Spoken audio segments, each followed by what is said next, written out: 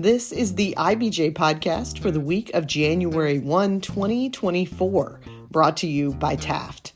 Our regular host Mason King is out this week, but managing editor Greg Weaver will be sitting in and talking with two Statehouse reporters about the upcoming legislative session. Thanks for joining us. I'm Greg Weaver, IBJ's managing editor, sitting in for your regular host, Mason King. And today I have some guests with me who are going to help provide a preview of what to expect in the upcoming session of the Indiana General Assembly, which kicks off January the 8th. First, I want to welcome Kaitlin Lange, senior investigative reporter at State Affairs. Thanks for having me. Yes, and then also with us is our in-house legislative expert, Peter Blanchard, IBJ's Statehouse and economic development reporter. Thanks, Greg. Good to be here. So let's dig right in. So, for the 2024 legislative session, it's being advertised as tamer than the last few years. And House Speaker Todd Huston has said that he'll take a more measured approach to what the legislature will consider this year. And realistically, I'm just trying to figure out what that will mean. Kaitlin, what do you think that will mean for whatever might happen in 2024? Yeah, so because it is a short legislative session, obviously lawmakers have to be out of there by mid-March, but I assume they're going to try to end earlier than that. It seems like there will be fewer bills filed this year. I know that the legislators were held to a standard of how many bills they could file, and even Huston said that he wouldn't have 10 priority bills this legislative session, which is a bit unusual to not have 10 of those bills. So I do think that it will be a shorter session. I don't think there's a lot of issues that have popped up so far that will cause a lot of controversy. Now, of course, that could change easily at any moment. But you got to think that the last short legislative session we had was in 2022, and we were dealing with a lot of fallout from COVID-19. And so I think that was sort of an unusual year when it comes to a short legislative session. So I do expect this to be pretty quick, not too controversial, but again, there's always an issue that pops up.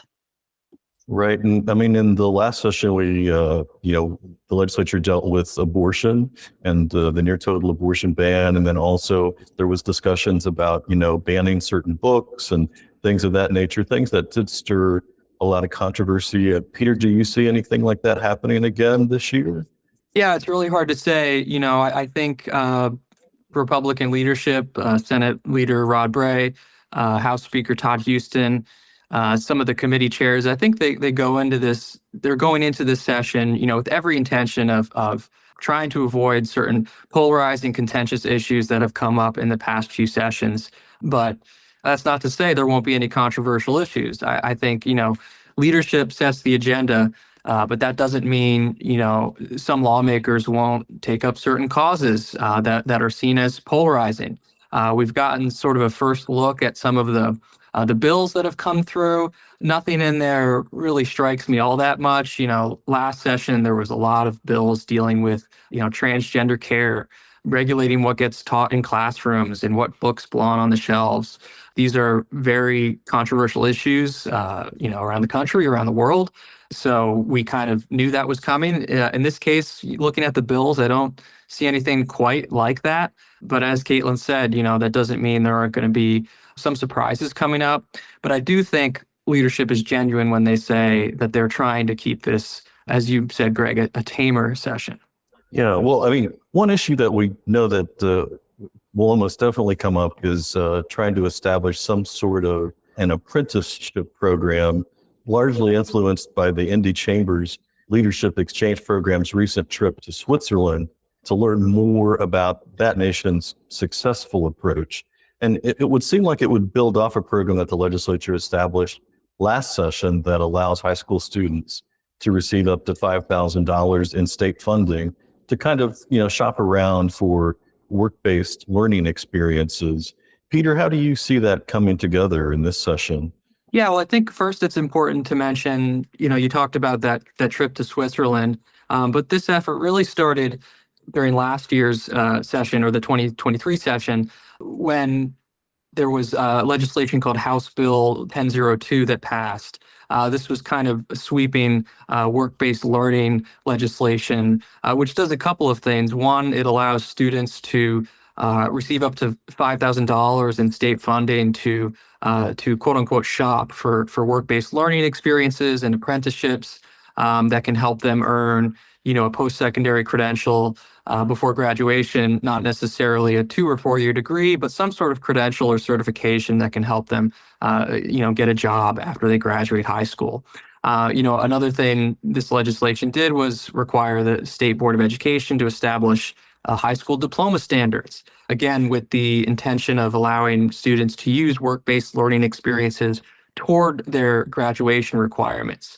So offering more alternative pathways for students to get degrees. Public high schools are also going to have to hold a career fair once a year. So that kind of sets the stage for this upcoming session. And then, as you mentioned, legislative leaders, business leaders went on this trip to Switzerland to try and learn from their apprenticeship program, which by all accounts is one of the best in the world in terms of preparing their students for jobs after graduation. I'm not really sure what we're going to see coming up in this session with that. Republican leadership has said that there might be some tweaks or fine tuning to this legislation. We're not really sure what that might mean, but what it could mean is, there was a lot of concern in the last session about these intermediary organizations that would kind of act as the bridge between student and employer. And this could be, a trade association, right? And these are groups that aren't necessarily, controlled or regulated by the state. And so there's, concern from some lawmakers that there's not going to be a ton of oversight in this program. So as it stands now, so maybe we'll see some proposals there to offer more oversight, to make sure that that students are really getting the right experiences and making sure that they, do count towards their graduation requirements. Thanks. Well, Kaitlin, what are you hearing about these apprenticeship programs or any other education issue that might come up this session? Yeah, with the apprenticeship programs, Senator Rotz, the chair of the Senate Education Committee, had emphasized that this is really only tweaks that can be expected this year. Again, who knows what tweaks means? But I do think that he is probably being pretty genuine about that because we haven't seen some of the parts of House Bill 1002 go into effect yet. So I think lawmakers probably want to give it some time to actually see what the bill does. I think this might be more of a long-term goal, getting us more in step with the Switzerland model that the Indy Chamber is trying to push. I know Senator Walker talked about this on one of the panels that was at the Denton's legislative conference earlier this month. And he mentioned that it's very much a cultural thing with Switzerland in terms of this focus on apprenticeship programs. So I think some of that's going to take a lot longer to build here in Indiana. So again, mostly tweaks this year is what I expect, but I'm sure that we'll see more on this in the future years. Yeah, well, another education issue that has received considerable attention ahead of this legislative session is literacy, and particularly kind of the deteriorating reading skills of Hoosier third graders and the strong desire expressed by legislators to try to do something about that. Kind of what do you see happening in that regard, Kaitlin? Yeah, this is where I expect to see a lot of action this legislative session on this. Legislative leaders and Holcomb have already said they want to look into limiting which third graders can advance to fourth grade if they fail the iRead test.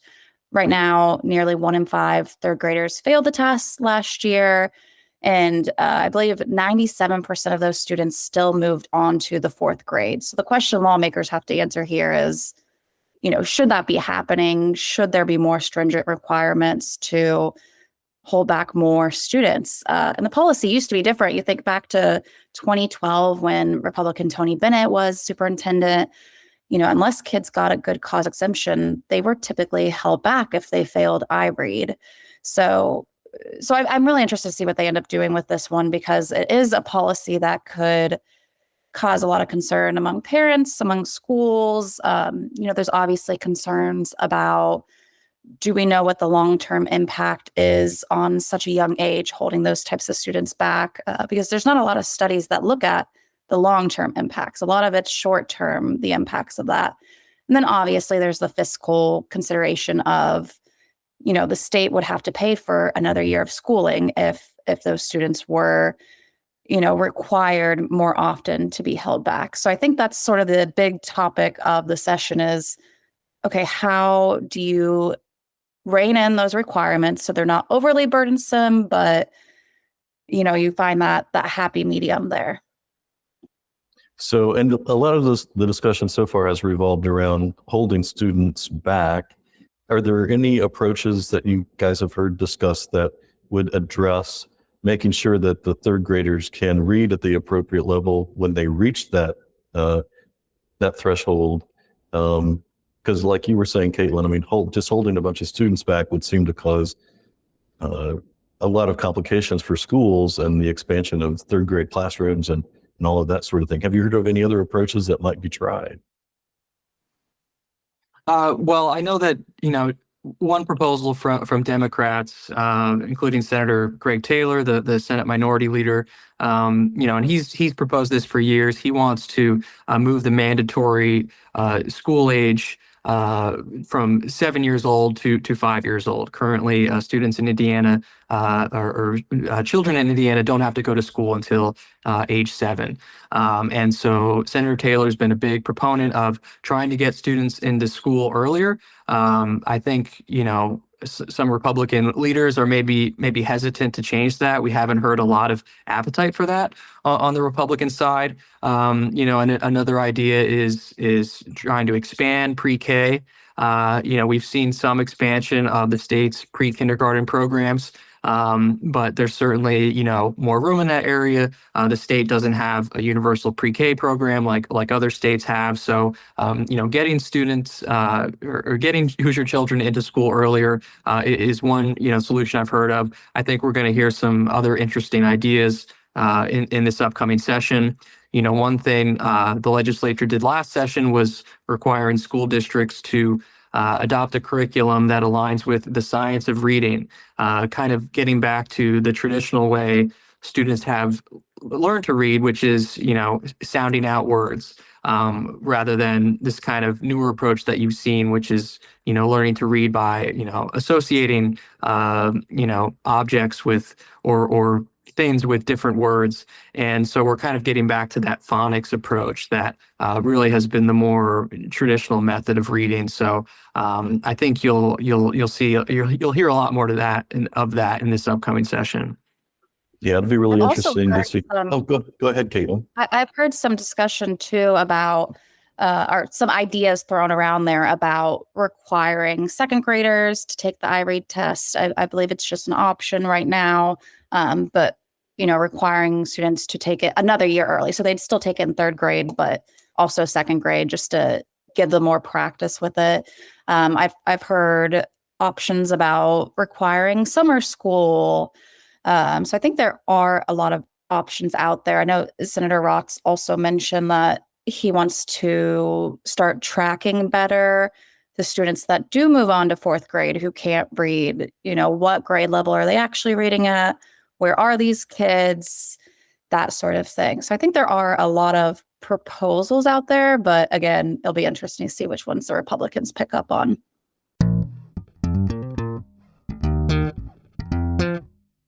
Let's take a quick break to hear from our sponsor. This is the IBJ Podcast. Taft, today's modern law firm. With more than 800 attorneys in 8 primary Midwest markets and the District of Columbia, we provide solutions to the business issues facing middle market and emerging companies alike. We do this through a highly collaborative and inclusive team approach. Taft, the modern law firm. To learn more, visit taftlaw.com. Welcome back to the IBJ Podcast. We'll rejoin IBJ Managing Editor Greg Weaver, who is talking with reporters Peter Blanchard and Kaitlin Lange about the upcoming legislative session. Another issue that's received considerable media attention over the last several months is this consideration of building a pipeline that could pump millions of gallons of water a day from Lafayette, 30 miles away, to this 10,000 acre LEAP research park that the state is assembling in Boone County. And a lot of Lafayette residents have expressed concerns about how this might affect their local water supply. But so far, it kind of seems unclear as to what the legislature might do in terms of addressing this. What do you guys think are the chances that the legislature will actually address this in some way? And what kind of legislation might we see? So, first off, in recent news, Governor Holcomb, Senate Leader Rod Bray, House Speaker Todd Houston took a trip to the Lafayette region to, meet with stakeholders there, including the Greater Lafayette Chamber of Commerce, some state lawmakers from that region, and local elected officials. And the big takeaway from that meeting was a promise, from the governor and the legislative leaders that they weren't going to make any decisions on whether or not to build this pipeline until the Indiana Finance Authority completes its study of the central Indiana's water needs and just determining whether or not this is feasible. Governor Holcomb recently shifted oversight of the water study away from the Indiana Economic Development Corporation to the Indiana Finance Authority, I think in part to sort of tamper down some of the fears of folks from that region who are worried about their water supply. So we're not expecting any major decisions on a pipeline. That being said, there is legislation. We're expecting to see legislation. It hasn't been filed yet, but two lawmakers from the Lafayette region, Representative Sharon Nagel and Senator Spencer Deary, are both drafting legislation that would try to regulate large groundwater withdrawals, because currently there's really no laws or regulations around how much water can be pumped out of the ground, how far it can be transported. And so they're, drafting legislation that would, create sort of a regulated permitting process through the Department of Natural Resources. And they're also talking about, being able to do real-time tracking of large water withdrawals so that the public could be able to see in real time the impacts of these large water withdrawals from the state's aquifers.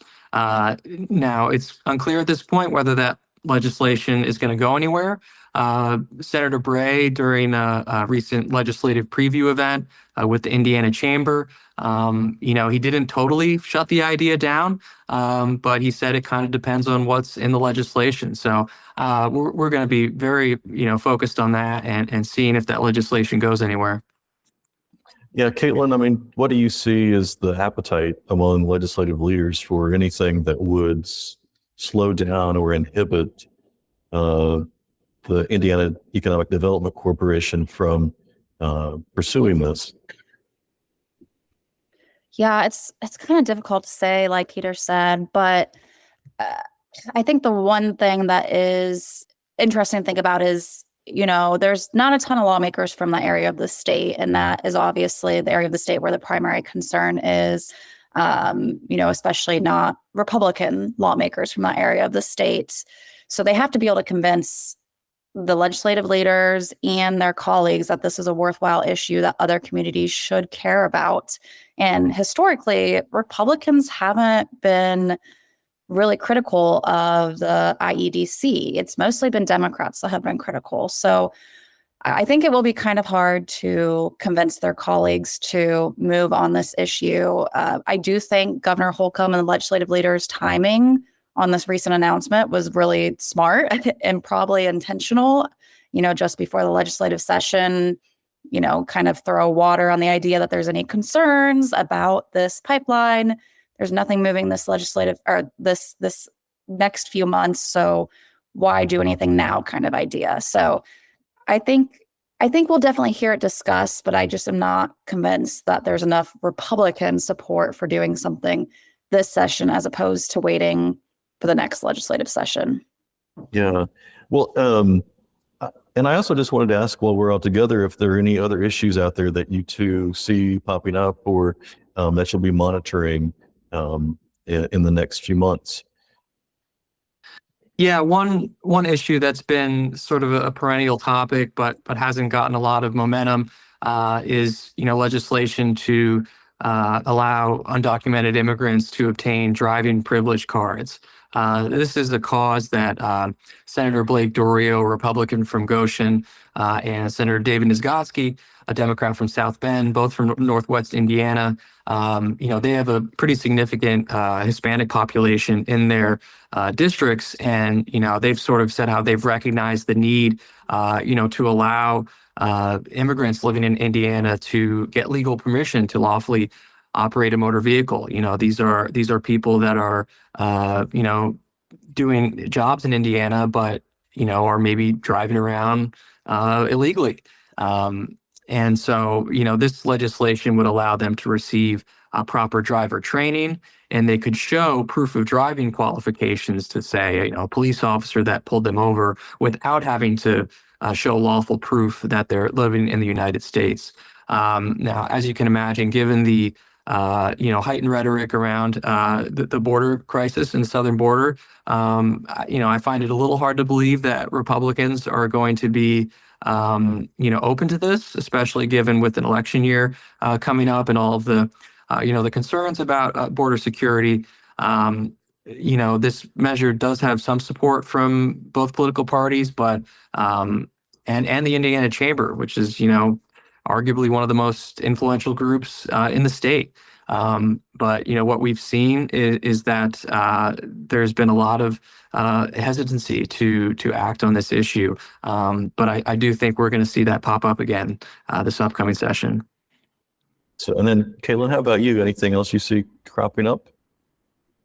Yeah, I think it will be a pretty big education year all around. There's been some discussion about addressing chronic absenteeism in schools. Again, I'm not sure how far lawmakers would even go with that this session, but it's definitely been a concern about the number of students who are missing a large number of days in school. So that's one possibility. Another thing that lawmakers are still obviously concerned about is daycare access. We have a shortage of providers in the state, especially for, our young infants. So I think that's still very much a concern. And the study committee on that topic issued a few recommendations that would, try to fix that problem, such as allowing high school students to work at daycares if they're supervised. So I expect to see some minor things on that front. Again, it's not a budget year, so I don't expect, they're not going to be paying for all of our daycares anytime soon, but I think that will come up. Some other ones, again, another education one, Senator Rotz mentioned that he wants to pass some bill surrounding cell phone usage in schools, sort of just creating a policy limiting that. And then we might see some other issues pop up on healthcare costs. Again, I don't expect anything major like we saw last year, but I think there might be some minor tweaks requiring more information to be provided on that front. All right. And as always, we can expect some surprises from the legislature, things that pop up at the last minute that we don't anticipate. Thank you, Kaitlin and Peter, for sharing your insights into this upcoming legislative session. And we thank all of our listeners for tuning in. And we invite you to come back next week when our regular host, Mason King, returns.